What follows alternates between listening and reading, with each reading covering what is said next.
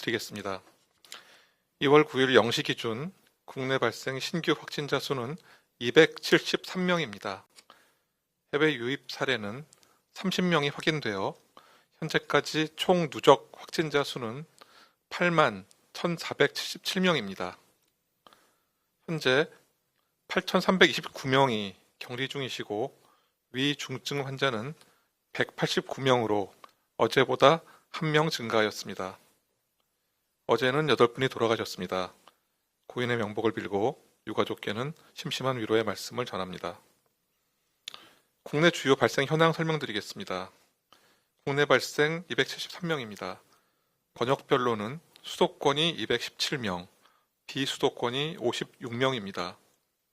충청권이 10명, 호남권 11명, 경북권 13명, 경남권 17명, 강원 3명, 제주권 2명이 발생하였습니다.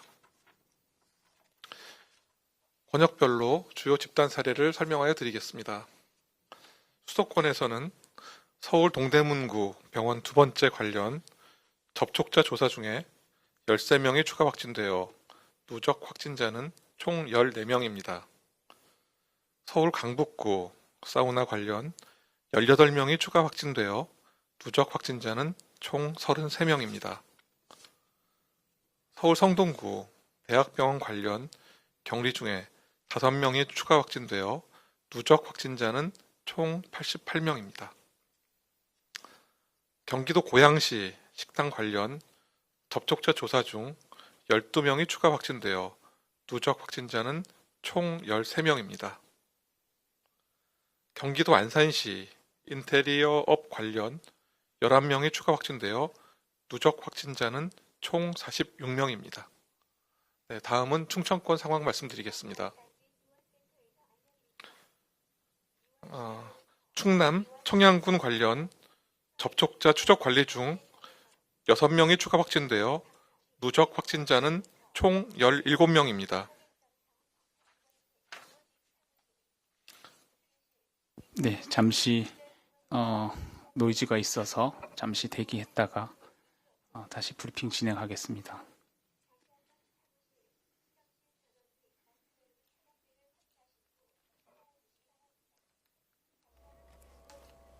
양해 말씀드립니다. 잠시 소음이 있어서 잠시 후에 브리핑 계속 진행하도록 하겠습니다. 죄송한 말씀드립니다.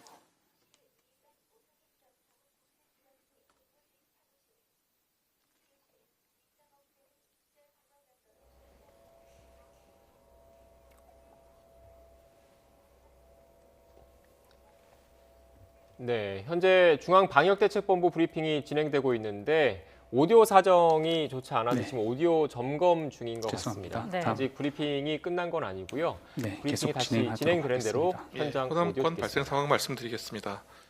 광주 북구교회 2번째, 그리고 IM 미인가 교육시설 관련하여 격리 중에 6명이 추가 확진되어 현재까지 누적 확진자는 총 224명입니다. 경북권 발생 상황 말씀드리겠습니다. 대구 북구 사무실 관련하여 15명이 추가 확진되어 누적 확진자는 총 43명입니다. 경남권입니다. 부산 서구 항운노조 관련하여 3명이 추가 확진되어 누적 확진자는 총 54명입니다. 부산 중구 재활병원 관련 3명이 추가 확진되어 누적 확진자는 총 26명입니다. 오늘에는 최근 발생한 육가공 관련 업체의 발생과 관련된 위험 요인을 설명드리겠습니다. 육가공 업체를 통한 감염은 올해 들어 4건이 발생하였고 모두 124명의 환자가 발생하였습니다. 육가공 업체를 통한 감염은 외국에서도 위험이 높은 직업군으로 평가되고 있습니다. 또한 외국에서도 빈번하게 유행이 발생하고 있는 것으로 이렇게 보고되고 있습니다. 위험 요인을 설명드리겠습니다. 첫 번째는 육가공 업체의 낮은 온도 그리고 높은 습도는 바이러스 생존에 굉장히 유리한 조건이라고 말씀드릴 수 있습니다. 또 이런 조건에서는 비말 속에 들어있는 바이러스가 비교적 장기적인 생존력을 갖출 수 있게 됩니다.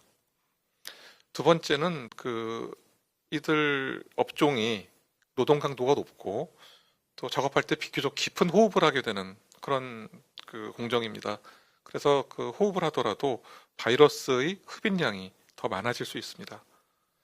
세 번째로는 주변의 소음 등이 있어서 큰 소리로 대화를 하기 쉬운 환경으로서 이때 비말이 좀 더 확산되기 쉽습니다. 네 번째로는 이제 비교적 밀폐되고 밀집된 환경으로서 여기에 대한 감염의 위험 요인이 있습니다. 다섯 번째로는 업체 특성상 외국인 노동자분들이 많으신 편입니다. 그래서 의사소통이 쉽지 않을 수가 있고 또한 집단 합숙을 하는 경우도 많아서 감염에 취약할 수 있는 그런 위험 요인이 자리하고 있습니다. 육가공 산업 또한 우리 식탁에서 식탁에 올라오는 매우 중요한 식재료를 생산하는 사회 유지에 필요한 중요 분야입니다. 업계와 종사자분들에게 감사드립니다. 또 안전한 작업 환경이 유지될 수 있도록 계속 노력하는 것이 중요한 요소가 되겠습니다. 사업주 분들께서도 안전한 작업 환경을 위해 지속적으로 노력해 주시기를 부탁드립니다. 특히 작업 강도가 높은 경우에 마스크 착용의 쾌적성을 위해서 자주 마스크를 교체할 수 있도록 이렇게 노력해 주시기 바랍니다. 또한 집단 발생에 가능한 분야이기 때문에 환자에 대비해서 보다 자주 증상자 체크를 하면서 조금이라도 증상이 있는 경우에 바로 휴식을 취할 수 있는 그런 근로 여건을 만들어 주실 것을 당부드립니다. 그리고 좀 변이 바이러스에 대해서 설명드리겠습니다. 전일 변이 바이러스는 모두 26건이 검출되었습니다. 영국형이 24건, 남아공형이 1건, 브라질형이 1건입니다. 국내 발생은 4건이었는데 모두 외국인으로서 경남 그리고 전남의 친척에서 발생한 집단 확진자에 대한 접촉자 조사 결과 변이 바이러스로 확인된 것입니다.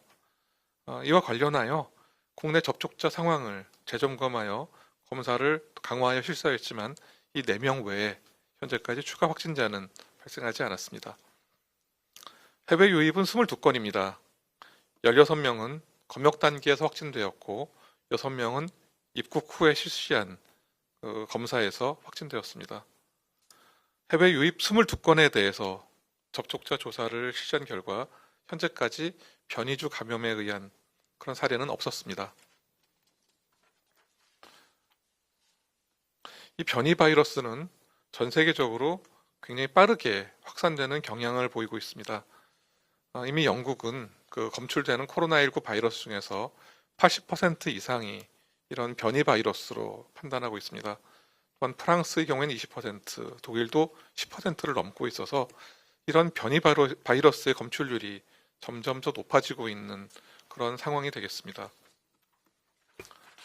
또한 다른 외국, 영국이나 프랑스, 미국 같은 나라에서도 여행력이 없는 그런 분들 중에서도 지역사회 감염이 되는데 남아공형의 감염도 발생하는 이런 변이형 바이러스의 전파가 활발해지고 있는 그런 양상이 되겠습니다. 이런 변이 바이러스의 국내 확산을 막기 위해서는 특히 입국객분들의 협조가 절대적으로 필요합니다. 자가격리 위반자에 대해서는 무관용 원칙이 적용될 것입니다. 위반 시에는 즉시 수사가 의뢰되고 고발 조치 등이 이루어질 것입니다. 현재 변이 바이러스 대응을 위해 하루 한 번 증상을 모니터링 중이며 입국 후에 1일 이내에 반드시 검사를 실시하고 격리 해제 전에도 의무적으로 검사를 시행하고 있습니다. 앞으로는 모니터링 주기도 이를 이외로 확대하고 또한 격리 준수 여부도 더욱 철저하게 관리할 것입니다. 그렇지만 가장 중요한 것은 한 분 한 분의 적극적인 방역 참여입니다. 개인의 가벼운 행동이 우리 사회 전체를 큰 위험에 빠뜨릴 수 있고 영향을 미칠 수 있다는 점을 항상 염두에 두시고 방역 수칙을 철저히 준수해 주시기를 당부드립니다.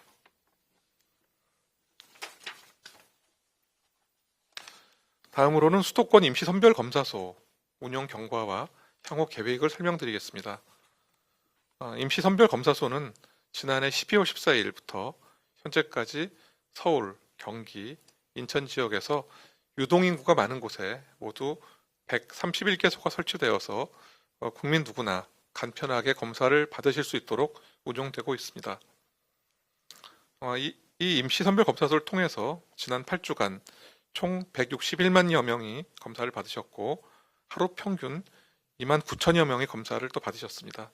이 결과로 또 모두 4,621명이 확진자를 조기 발견해서 관리를 하는 성과가 있었습니다. 이를 통해서 검사 접근성을 개선할 수 있었고 검사량의 확대를 통해 지역사회의 감염을 조기에 발견하고 관리할 수 있는 성과가 있었다고 말씀드릴 수 있습니다. 특히 그 검사소를 역이나 변화와 같이 이동과 접근이 편리한 곳에 설치하고 또 원하는 분들이 검사를 받을 수 있도록 한 점이 또 이런 국민들의 참여도를 높일 수 있었던 요인으로 평가하고 있습니다. 그러나 현재는 임시선별검사소의 검사 건수가 좀 감소 추세에 있고 또 임시선별검사소의 검사 대부분이 의심 증상이 없는 선제적 검사입니다. 그렇기 때문에 수도권 거리두기 2단계 유지 시까지는 무증상 확진자의 조기 발견 등을 위해서 임시선별검사소를 지속적으로 유지할 것입니다. 그런데 확진자 발생 감소에 따른 검사 수요 감소 그리고 기존 선별 진료소의 검사 여력 등을 고려해서 지자체별 수요에 따라서 일부 검사소는 조정, 축소하여 운영할 계획입니다.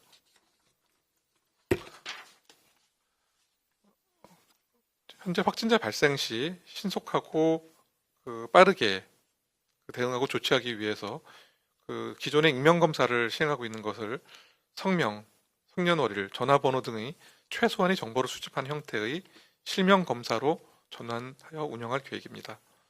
그리고 거리두기 1.5단계 이하가 된다면 임시선별검사소는 기존 선별진료소의 지소로서 운영을 할 것을 검토하고 있습니다.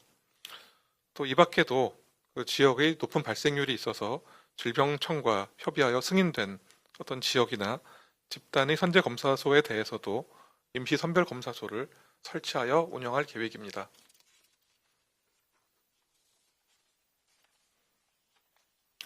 이제 설 연휴가 이틀 사흘 앞으로 다가오면서 추석에 못 뵈었던 부모님을 새해에도 못 뵙는 이런 불효가 고민된다는 주변의 말씀들을 많이 듣고 있습니다. 그렇지만 진정한 효도란 오늘 잠시 떨어져 있더라도 감염병으로부터 서로를 지킴으로써 사랑하는 가족 모두의 건강하고 행복한 일상을 지켜주는 것이 아닐까라는 생각을 하게 됩니다.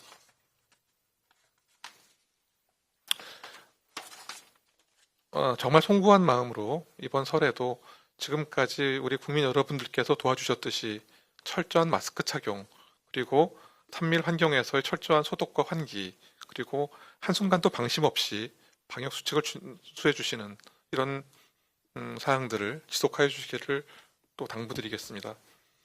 방역당국은 이번 설 연휴를 맞아서 중앙방역대책본부를 중심으로 설 연휴 방역대책 체계를 구축하여 운영하고 코로나19 발생에 대응할 것입니다.